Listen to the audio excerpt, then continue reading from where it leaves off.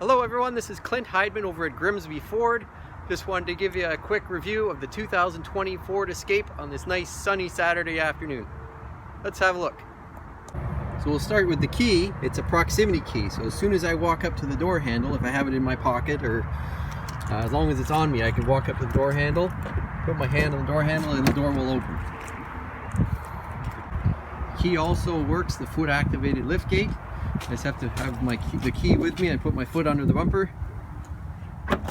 and the tailgate will open all by itself. There's a button up here as it's a power. This one's got a power lift gate. Height adjustable, so if you pull this down, some people find it goes up a little too high. In the garage, hold that down, that button for 3 to 5 seconds, and that will be your new height. It'll remember that. A lot of room in the back here. Those back seats slide back and forth about 6 inches to give you a little bit more cargo room in the back if you need it. And so both sides, this is 60-40 split, will slide forward 6 inches either way, just to give you a little bit more cargo room in the back. They also fold down, just push the headrest down and you pull the lever here and you have a flat loading floor all the way through. The interior is nicely designed with Ford's Active X seating material, which is kind of like leather. And you've got the rotary dial shifter and a few other buttons in there. We'll go through those.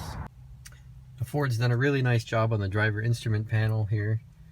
Push button start, of course. You can see the new updated design here. And because it's a hybrid, you can't actually hear the engine. So the only way you know it's time to drive is this little message here. It says ready to drive. And you'd be able to shift using the rotary dial like this. You can drive. Obviously, when in reverse, you get your backup camera. And if you listen, you'll hear a noise when you're backing up. I don't know if you can hear it through the camera, but it has to be there has to be a noise on a hybrid because it's so quiet. There's no way you'd be able to hear anybody backing up if you didn't have the noise. Kind of sounds like a ghost or a haunting in the back there. So although this is a hybrid, in the past a lot of the hybrids didn't have as much power as you'd like. No shortage of power in the Escape hybrid though. It's got 200 horsepower, 155 pound-feet of torque. And this screen here is very interesting on the apps section of the Sync 3 screen. It just shows you where the power comes from. Right now I'm getting power from the engine. So it says engine on due to heater settings. So I have the heat on, so it needs the engine to run.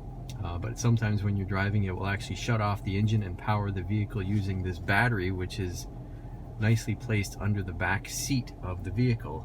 It doesn't take up hardly any room. I know a lot of the older hybrids, some of them had a big battery that took up a good portion of the trunk. So Ford has shrunk the battery, increased the horsepower. They're doing more with less. Sounds like Ford. So this is the vehicle in full electric mode.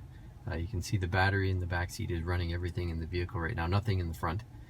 People always ask, how does that battery in the back get charged? And it's done through a unique system that you'd find in hybrid and electric vehicles called regenerative braking. And basically what happens when you hit the brakes while you're driving, it sends power, the engine acts as a generator which sends power to that battery, charging it basically. So yeah, it's a really unique system that you'll find in electric vehicles and hybrid vehicles. Ford's Sync 3 system does a nice job just showing what safety features are active in blind spot information. You have cross traffic, driver alert, traction control, nicely displayed on the Sync 3 screen there. There's also a new feature in the Ford Escape called Auto Hold, and basically what that is, hit that button there. If you put the vehicle in drive and you're stopped, you can take your foot off the brake and it's still not going to go anywhere. It's like a permanent brake until you hit the gas.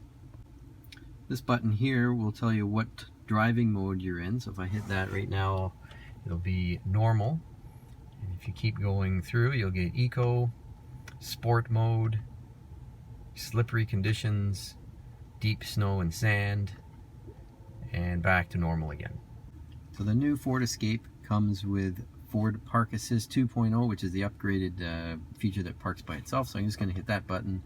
I'll hit it twice to make sure we're set for perpendicular parking, and then it's going to scan for a spot. I'm going to go in between these two vehicles here in the back lot, and it's going to tell me there's a suitable spot found. Space found. Stop. Shift steering wheel to neutral. So I'm going to do that. release the brake and hold the park button, which is this one right here. And the vehicle is going to park by itself and turn the wheel all by itself into this parking space right behind me, and it looks like it did a perfect job here. And it just keeps, now it's straightening itself out. I'm not touching the steering wheel here.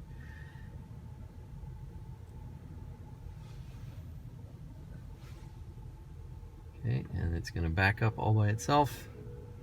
Turn the wheel a little bit and get it straight right beside this Ford F-150 here. And it's all finished. And let's put the vehicle back into park, and then you're all ready to get out. It also has parallel parking. I didn't demonstrate that, and I will also parallel park out of that spot as well.